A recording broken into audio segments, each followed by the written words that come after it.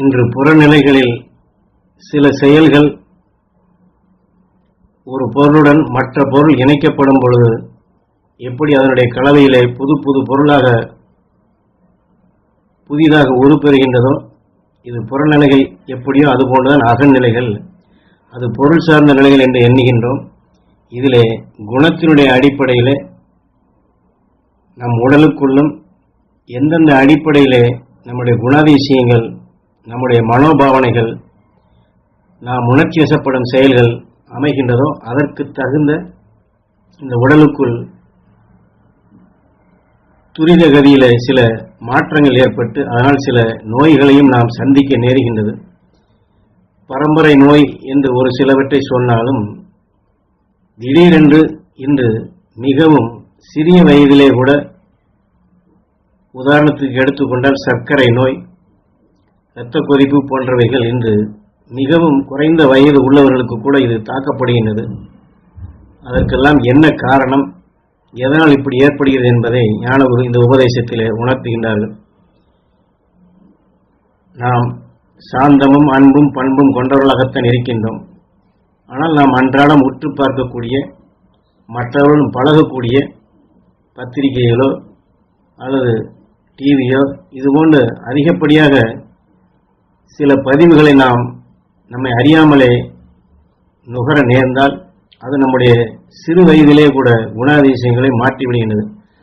உதாரணத்திற்கு இன்று டென்ஷன் என்று சொல்வார்கள், அதே சமயத்தில் ஸ்ட்ரெஸ் என்றும் சொல்வார்கள், மன அழுத்தம். ஏனென்றால் இந்த சிறு குழந்தைகள் கூட இதுபோன்ற மன உளைச்சலுக்கு உள்ளாகக்கூடிய அளவுக்கு இன்று பழக்க வழக்கங்கள் மனிதனுடைய குணாதிசயங்களை மாற்றும்படியாக வந்துவிட்டது. அதில் குறிப்பாக சொல்ல வேண்டும் என்றால், இந்த உணர்ச்சி வசப்படும் நபர்களுக்கு உடனடியாக கோபம் வருகின்றது. இந்த கோபம் என்று வந்துவிட்டாலே அதோடு சேர்ந்து வெறுப்பும் வரும். இந்த கோபமும் வெறுப்பும் அதிகமாக சேர்ந்து விட்டது என்றால், ஏனென்றால் இது நாம சேர்த்துக் கொள்வதல்ல, நாம் இதை சீர்படுத்த தவறினால் நம்மை அந்த கோப உணர்வுகளை ஆட்கொண்டு எது எடுத்தாலும் கோபப்படும் நிலையாக வந்துவிடும். ஆனால் நாம் என்ன சொல்வோம், மற்றவர்கள் என்னை டென்ஷன் ஆக்குகின்றார்கள், என்னை அழுத்துகின்றார்கள் என்றெல்லாம் நாம் சொல்ல ஆரம்பிப்போம். ஆனால் இந்த கோபம் வெறுப்பும் வந்துவிட்டால் எந்த வேலை செய்தாலும் கூட இந்த வெறுப்பு தன்னறியாமலே வரும். அந்த கோபம் வரும் சமயங்களிலே குடும்பத்திலோ தொழிலிலோ வேலை யாருக்காவது நாம் சொல்லிக் கொண்டிருந்தால், ஒரு தடவை நாம் சொல்லிய பின் திரும்பவும் அவர்கள் அது சம்பந்தமாக ஏதாவது கேட்டால் உடனே வல் என்று நமக்கு கோபம் வரும். இப்பொழுதானே சொன்னேன், அதற்குள் மீண்டும் கேட்கின்றாய் என்று. அங்கே அதுபோன்று ஒரு செயலுக்கு இடமில்லை. புதிதான நபராக கூட இருக்கலாம், புதிய நபராக இருந்தாலும் கூட அந்த கோபம் வரும். இது இன்னும் கொஞ்சம் இப்படி அதிகமாகிவிட்டால் இரத்த கொதிப்பாகவே அது மாறிவிடுகின்றது. அந்த சமயத்தில் ஒருவர் நாம் இப்படிப்பட்ட நிலையில் இருக்கப்படும் பொழுது சந்தோஷமாக இருந்து அவர்கள் சிரிப்பதை பார்த்தால் கூட நமக்கு இங்கே எரிச்சலாகும், எதிர்மறையாகும். எதை பார்த்து இப்படி சிரிக்கின்றார்கள், எண்ணத்திற்கு இப்படி சிரிக்க வேண்டும், சிரிப்பதற்கு இப்போ என்ன அவசரம் என்றெல்லாம் கூட அவர்கள் சந்தோஷப்படுவதைக் கண்டு நாம் சந்தோஷப்பட முடியாதபடி அதையும் வெறுக்கக்கூடிய நிலையாக வந்து வருகின்றது. இந்த விஞ்ஞானத்திலே கெமிக்கல் ரியாக்ஷன் என்று சொல்வார்கள்.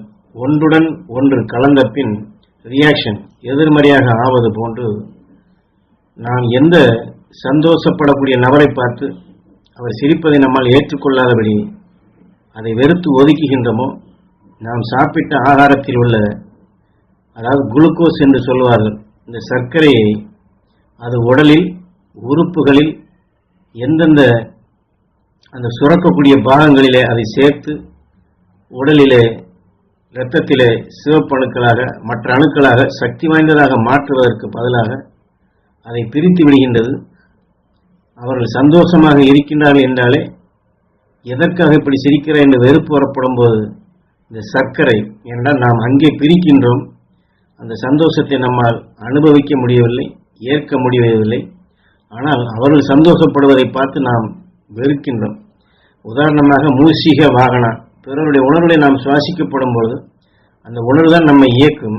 ஆனால் இங்கே அவள் சந்தோஷப்படுவதைக் கண்டு நமக்கு சந்தோஷம் வராதபடி நமக்கு வெறுப்பு வருகின்றது. ஆகையினால் அந்த சர்க்கரையை, அந்த சுவையை, ஏன்னா நாம் ஒரு எதுவாக இருந்தாலும் நமக்கு ஒரு மகிழ்ச்சி எந்த அடிப்படையில் எடுத்துக்கொண்டாலும் அதற்கு இணக்கமான அந்த உணர்வுகள் வந்தால்தான் அந்த மகிழ்ச்சி என்று வரும். அதுதான் சுவை.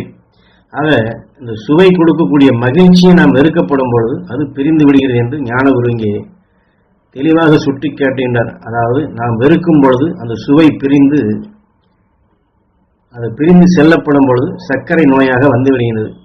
அதே சமயத்தில் நாம் எடுக்கக்கூடிய கோபம், அந்த கார குணம், அதுவும் ஒத்துக்கொள்ளவில்லை என்றால் அங்கே உடலுக்குள் போராட்டம், சண்டை வருகின்றது. சண்டை போடுவதற்கு என்றால் அகத்திற்குள் எப்படி இந்த போராட்டம் வருகின்றது, இதுதான் வெளியிலேயும் நாம் டென்ஷன் ஆகி விடுகின்றார்கள், என்னை டென்ஷன் ஆக்குகின்றார்கள், என்னை கோபப்பட செய்கின்றார்கள், என்னை உணர்ச்சி வசப்பட செய்கின்றார்கள் என்றெல்லாம் இப்படி சொல்லுவோம். இது பெருக இரத்த கொதிப்பு வரும். ஆக இது ரெண்டும் சேர்ந்தால் இங்கே போராட்டம் உடலுக்குள் அணுக்களுக்குள் ஏற்படும் பொழுது நம் இருதயம் இருக்கின்றது, இரத்தத்தை உடல் முழுவதும் அனுப்பக்கூடிய அந்த உறுப்பு பலவீனமாகின்றது. இந்த சண்டை போட போட, அதாவது வெளியிலும் சரி அகத்திற்குள்ளும் நிகழ்வுகள் தொடர்ந்து நடக்க, இருதயத்திலிருந்து இரத்தம் உள்ளே வருவதும் வெளியே செல்வதுமாக இருக்கக்கூடிய வாழ்வுகள் அது வீக்கமாகிவிடும். இழுக்கவும் முடியாதபடி, தள்ளவும் முடியாதபடி அந்த வாழ்வுகள் பலவீனம் அடைகின்றது. அப்பொழுது இருதய சம்பந்தப்பட்ட நோய் வருகின்றது. இந்த நேரத்தில் பார்த்தால் நாம் தவறு செய்யவில்லை, ஆனால் நாம் எடுத்துக்கொண்ட குணாதிசயம் முதலில் சொன்ன மாதிரி தான். மாறுபட்ட சில சம்பவங்களிலே நாம் நமக்குள் பதிவாக்கி அந்த உணர்ச்சிகள் வழி செல்லப்படும் பொழுது நம்மை அறியாமலே இந்த கோபமும் வெறுப்பும் வளர்ந்து இந்த நிலை ஆகிவிடுகின்றது. இப்பொழுது நெஞ்சு வலிக்கின்றது என்றெல்லாம் சொல்ல ஆரம்பிப்போம். டாக்டரிடம் சொன்னால் அவர்கள் பரிசீலனை செய்து பார்த்துவிட்டு அதை செய்ய வேண்டும், இதை செய்ய வேண்டும், நீங்கள் மாடிப்படி ஏறினால் உங்களுக்கு இன்னும் மூச்சு திணறல் வரும் என்றெல்லாம் கொஞ்சம் கொஞ்சமாக அவர்களும் பயத்தை ஊட்டுவார்கள். அப்பொழுது நாம் இந்த வயதிலேயே நெஞ்சு வலி வந்துவிட்டதே, குழந்தைகள் இருக்கின்றதே, தொழில் இருக்கின்றதே என்று இந்த நோயை எண்ணி, வலியை எண்ணி டாக்டர் சொல்வதை பதிவு செய்து மீண்டும் வேதனையை வளர்க்கின்றோம். ஆக கோபம், வெறுப்பு, அடுத்து வேதனை. ஆக தவறு செய்யாமலே இந்த கலவைகள் மாற்றமாகின்றது. பின்பு நம்மால் தாங்க முடியவில்லை என்று சொல்லும் பொழுது இன்னும் கொஞ்சம் பரிசீலனை செய்தால் உங்களுக்கு ஹார்ட் அட்டாக் கூட வரலாம், மூளையை பாதிக்கலாம், கைகால் வராது என்றெல்லாம் வரிசையாக சொல்லிக்கொண்டே போவார்கள். கடைசியில் இன்னென்ன கட்டுப்பாடுகளை நீங்கள் இருக்க வேண்டும், இன்னென்ன மருந்துகளைத்தான் சாப்பிட வேண்டும், ஆபரேஷன் கூட செய்ய வேண்டும் என்று எல்லாம் சொல்லிவிடுவார்கள். இதெல்லாம் சேர்க்க ஆரம்பிக்க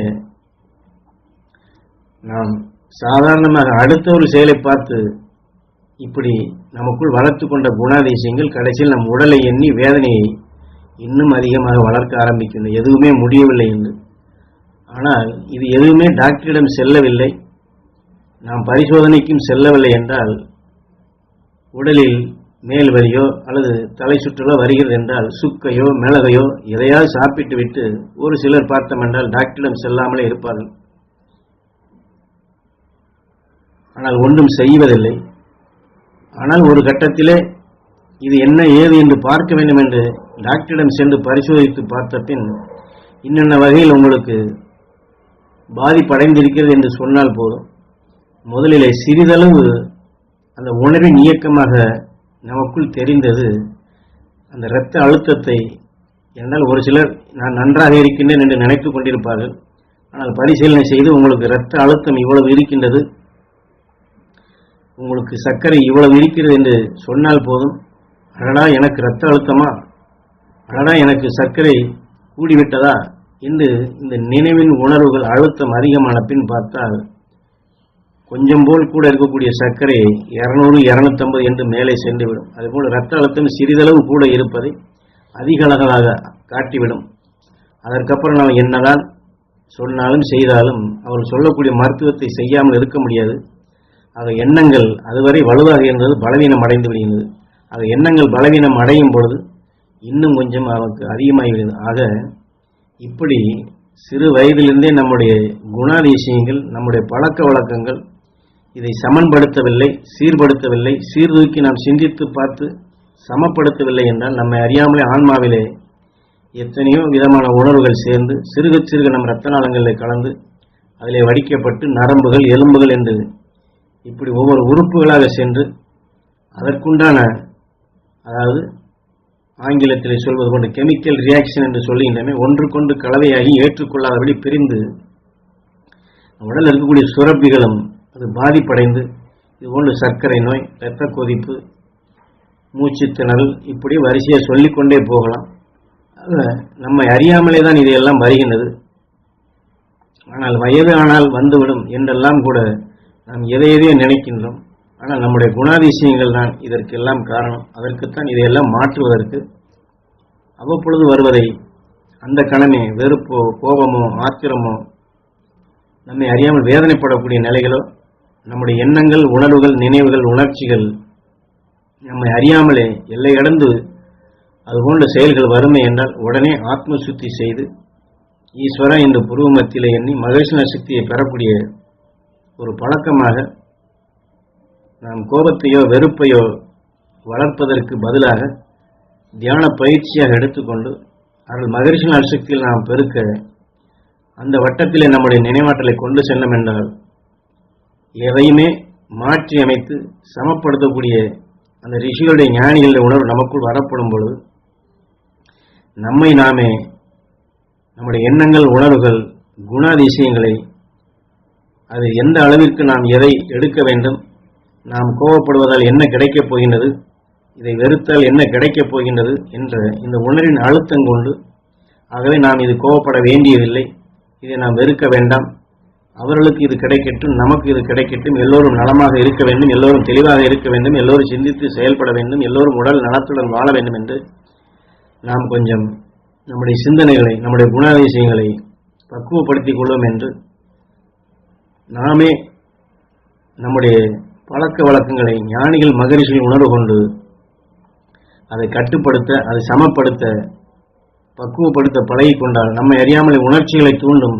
நாம் அடுத்தவர்களை சொல்லுகிறோம் அல்லவா, என்னை உணர்ச்சி வசப்பட செய்து விட்டாலே, என் உணர்ச்சியை தூண்டிவிட்டால் என்று சொல்லுகின்றோம் அல்லவா, அதுபோன்ற நிலைகளுக்கு நாம் சிக்காதபடி அந்த உணர்வை நாம் கட்டுப்படுத்தி, அதை கட்டுப்படுத்தி என்றால் மனதால் அல்ல, ஞானிகள், ரிஷிகள் உணர்வு கொண்டு நம்முடைய உயிரான ஈசனின் துணை கொண்டு நம் இரத்த நாளங்களில் அந்த சக்தி வாய்ந்த உணர்வை செலுத்தி அங்கே ஒன்று கொண்டு சண்டையிடுவதை என்ன, அகத்திற்குள் எது நடக்கின்றதோ அதன் புறத்திலே வருகின்றது, புறத்திலே எது அதிகமாகின்றதோ அதுதான் அகத்திற்குள்ளும் வளர்கின்றது.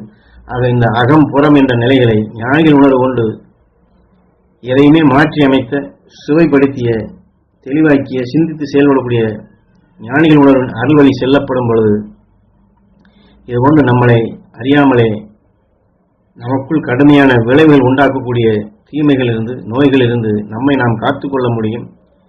நம்முடைய எண்ணங்களையும் தூய்மைப்படுத்திக் கொள்ள முடிகின்றது. நம்ம உயிரான்மாவிலும் மகரிஷி உணர்வு அது அதிகமாக பெருக நமது உயிரான ஈசனும் நமக்குள் அழியா ஒளி சரீரம் பெறக்கூடிய தகுதியாக நம்மை அந்த அருள்வழியில் அழைத்து செல்லும் சக்தியாக அந்த சந்தர்ப்பங்களை நாம் மாற்றிக்கொள்ள முடிகின்றது. ஆகவேதான் இந்த உணர்ச்சி வசப்படக்கூடிய விளைவுகள் நமக்குள் எதனால் எப்படி வருகிறது என்பதை உணர்த்தி இதிலிருந்து நாம் நம்மை அந்த உணர்ச்சிகளை ஞானத்தின் வழித்தொடராக அருள் வாழ்க்கையாக வாழக்கூடிய நிலைகளுக்கு நாம் எப்படி பக்குவப்படுத்த வேண்டும் என்று அதற்குண்டான முழுமையான காரண காரியங்களை, அதனுடைய பின் விளைவுகளை சுட்டிக்காட்டி நம்மை ஆரோக்கியமாக வாழக்கூடிய நிலையும் அருள் வழியிலே இந்த வாழ்க்கை அமைக்கக்கூடிய நிலைக்கும் ஞானகுரு அவர்கள் இதிலே தெளிவாக்குகின்றார்கள்.